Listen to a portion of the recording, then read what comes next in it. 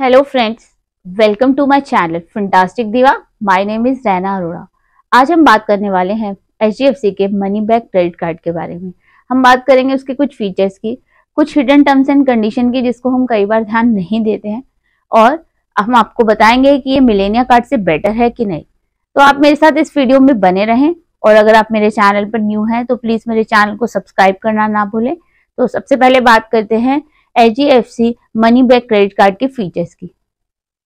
HDFC का money bank credit card जो है HDFC के बाकी क्रेडिट कार्ड से डिफरेंट है। ये रिवॉर्ड पॉइंट प्रोग्राम पे वर्क करता है। इसमें आपको कैशबैक नहीं, रिवॉर्ड पॉइंट्स मिलते हैं। तो इसका जो सबसे पहला फीचर आता है वो ये, अगर आप इस कार्ड से कुछ स्पेंड करते हैं तो ₹150 के ऊपर आपको 2 रिवॉर्ड पॉइंट्स मिलते हैं। मीन्स कि अगर आपने 9000 की शॉपिंग करी तो आपको 120 रिवॉर्ड पॉइंट्स मिलेंगे। वही ये कार्ड कहता है कि अगर आप ऑनलाइन स्पेंड करते हैं तो उसके ऊपर आपको 2x रिवॉर्ड पॉइंट मिलते हैं। मीन्स अगर आप 9000 की शॉपिंग पर जहां आपको 120 रिवॉर्ड पॉइंट्स मिल रहे थे, वहां आपको ऑनलाइन के ऊपर 2x रिवॉर्ड पॉइंट मिलेंगे। मीन्स 240 रिवॉर्ड पॉइंट्स मिलेंगे।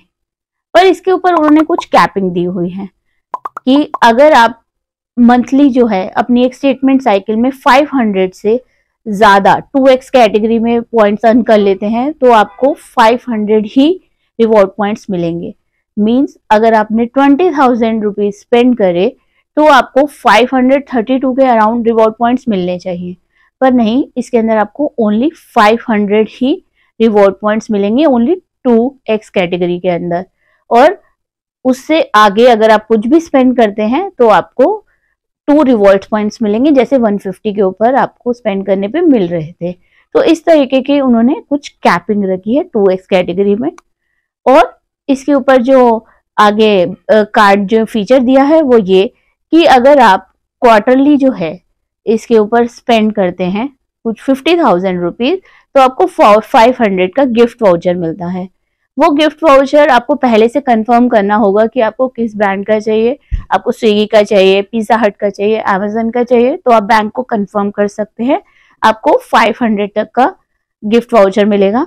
तो ईयरली आप जो है 2000 तक के गिफ्ट वाउचर्स जो है इसके ऊपर अर्न कर सकते हैं।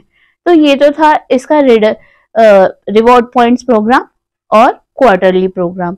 आगे बात करते हैं इसके नेक्स्ट फीचर की, जीरो कॉस्ट लायबिलिटी।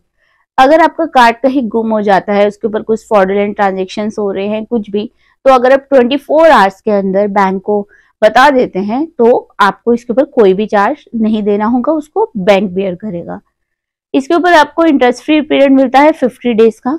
इसमें आपको कॉन्टेक्टलेस पेमेंट का भी ऑप्शन अवेलेबल है। जिस तरीके से आपको RBI में गाइडलाइंस है 2000 से 5000 तक के बीच में ट्रांजेक्शन के ऊपर कॉन्टेक्टलेस पेमेंट आप कर सकते हैं, तो वो इस कार्ड के ऊपर भी अवेलेबल है। इस पे आपको 1% का फ्यूल सरचार्ज वेवर मिलता है। जो मिनिमम ट्रांजेक्शन 400 रुपीज होनी चाहिए, और आप मैक्सिमम 250 पर साइकिल वेवर जो है इसके ऊपर ले सकते हैं। तो ये फीचर्स बाकी कार्ड में भी है, तो इसमें कुछ डिफरेंट नहीं है। तो आगे की अगर इसके फीचर्स की बात करते हैं, इसका नेक्स्ट फीचर आता है, इसके ऊपर आपको वेलकम बेनिफिट्स मिलते हैं। 500 कैश पॉइंट्स मिलते हैं अगर आपने मेंबरशिप फीस जो है पे करी है। और इसके ऊपर जो माइलस्टोन बेनिफिट है, अगर आप 20,000 से अबव स्पेंड करते हैं फर्स्ट 90 डेज में तो आपकी जो मेंबरशिप फीस है वो वेव ऑफ हो जाती है। वही रिन्यूअल ऑफर जो है, अगर आप 50,000 रुपीज फर्स्ट ईयर में स्पेंड कर लेते हैं तो आपकी रिन्यूअल फीस भी जो है वेव ऑफ हो जाएगी। अब आगे बात करते हैं इसके रिवॉर्ड पॉइंट्स के एक्यूमुलेशन और रिडम्पशन की। आप जो भी इस कार्ड के ऊपर रिवॉर्ड पॉइंट्स अर्न करेंगे उसमें 1 रिवॉर्ड पॉइंट की वैल्यू है 0.20 रुपीज। मीन्स अगर आपने 500 रिवॉर्ड पॉइंट्स अर्न किए हैं तो उसकी वैल्यू है 100 रुपीज। आप उसको किसी भी तरीके से रिडीम कर सकते हैं। अगर आप चाहें होटल और फ्लाइट बुकिंग के लिए भी यूज कर सकते हैं। वहां पर एक रिवॉर्ड पॉइंट्स की वैल्यू होगी 0.25।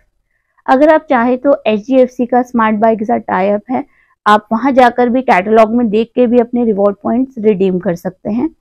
अगर आप चाहें तो आप इसको अपनी स्टेटमेंट में भी एडजस्ट करा सकते हैं, पर उसके अंदर जो कैपिंग है, मिनिमम बैलेंस जो है 2500 रिवॉर्ड पॉइंट्स होना चाहिए, और ये हमेशा 500 के मल्टीपल्स में ही होना चाहिए।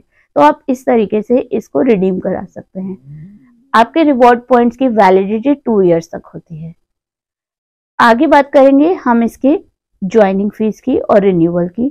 इसके ऊपर 500 की प्लस टैक्सेस, ज्वाइनिंग और रिन्यूअल फीस दोनों ही सेम है, 500 प्लस टैक्सेस। आगे बात करें इसके एलिजिबिलिटी क्राइटेरिया की, तो आपके पास इंडियन नेशनैलिटी होनी चाहिए, चाहे आप सेल्फ एम्प्लॉयड हो या सैलरीड हो।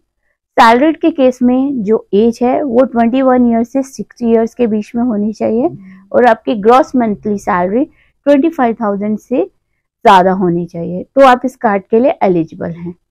वही अगर आप सेल्फ एम्प्लॉयड हैं तो एज जो है 21 to 65 ईयर हो सकती है और आपकी जो ITR है वो 6 लाख से अबव होनी चाहिए पर एनम, तो आप इसको अप्लाई कर सकते हैं।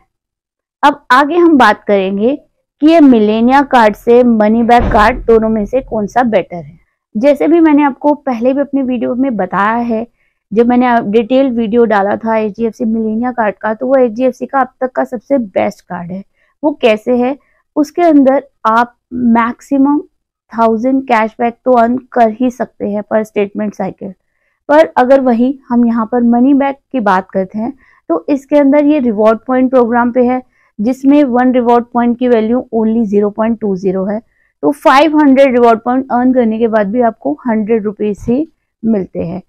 वहीं अगर आप वहां पर 20,000 रुपीज स्पेंड करते हैं ऑनलाइन, जो 10 ब्रांड मर्चेंट पार्टनर है मिलेनिया कार्ड के ऊपर, तो आप जो है 1000 तक का कैशबैक तो अर्न कर ही सकते हैं। और मनी बैक में अगर आप यहाँ पर आप 20,000 स्पेंड करेंगे तो आप ज़्यादा से ज़्यादा 500 रिवॉर्ड पॉइंट से अर्न कर पाएंगे, जिसकी वैल्यू 100 रुपीज़ ही होगी। तो वो स्टेटमेंट में आपको 100 रुपीज़ ही मिलेंगे। तो अगर आप कैशबैक पॉइंट ऑफ व्यू से देखें तो मिलेनिया कार्ड के एक पॉइंट प्लस पॉइंट है। अगर आप ज्वाइनिंग फीस के ऊपर देखते हैं तो ज्वाइनिंग फीस तो 1000 रुपीज़ है मिलेनिया कार्ड की, प्लस टैक्सेस यहाँ पर 500 प्लस टैक्सेस है।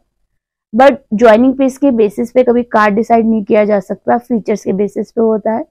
वेलकम बेनिफिट्स की बात करें तो वहां आपको 1000 के वेलकम बेनिफिट्स मिलते हैं, यहाँ पर आपको 500 का वेलकम बेनिफिट है और दोनों ही वाउचर के फॉर्म में है, तो फिर आप उसको किस तरीके से भी रिडीम करा सकते हैं, वो कोई प्रॉब्लम नहीं है, बट डिफरेंस है। और अगर आप वहां पर फीस वेव ऑफ की बात करें तो वहां पर आपको 1,50,000 के अराउंड 2 लाख रुपीज स्पेंड करने होंगे। यहाँ पर आप 50,000 स्पेंड करके या 20,000 फर्स्ट 90 डेज में स्पेंड करके अपनी फीस वेव ऑफ करा सकते हैं। थोड़ा सा ईज है बट बेनिफिट वाइज ये कम है। मिलेनिया कार्ड में आपको लॉन्च का एक्सेस भी मिलता है। यहाँ पर लॉन्च के एक्सेस के बारे में कोई भी बात नहीं की गई है, मीन्स कि इसके ऊपर आपको लॉन्च का एक्सेस नहीं है, तो उसके अकॉर्डिंग इस कार्ड के बहुत ही कम फीचर्स हैं। बट फिर भी अभी ये कार्ड बहुत पॉपुलर हो रहा है। HDFC अगर आप एग्जिस्टिंग कस्टमर हैं तो आपको हो सकता है अपग्रेड में ये ऑप्शन भी दे रहा है कि अपने कार्ड को मनी बैक कार्ड में कन्वर्ट करवाने की, पर आप पहले फीचर्स को एनालाइज करें, उसके बाद कार्ड के लिए अप्लाई करें। तो आपने देखा दोनों कार्ड के बारे में। अगर आप डिटेल वीडियो के बारे में मिलेनिया कार्ड के जानना चाहते हैं तो आप मेरा पुराना वीडियो देख सकते हैं और दोनों वीडियो को कंपेयर कर सकते हैं और आप उसके बाद कार्ड को अप्लाई कर सकते हैं। तो फ्रेंड्स, अगर आपको मेरा वीडियो पसंद आया हो तो प्लीज लाइक करें, सब्सक्राइब करें, बेल बटन को दबाना ना भूलें और मुझे कमेंट करके जरूर बताएं कि आपको मेरा वीडियो कैसा लगा हो। आपको कोई क्वेरी हो तो आप जरूर उसमें लिखें, आपको उसका जरूर ही आंसर मिलेगा और मुझे जरूर अपना फीडबैक दें। और हम आने वाले वीडियो में आपको बताएंगे मनी बैक कैश HDFC के money back plus credit card के बारे में। तो मिलते हैं अपने नेक्स्ट वीडियो में।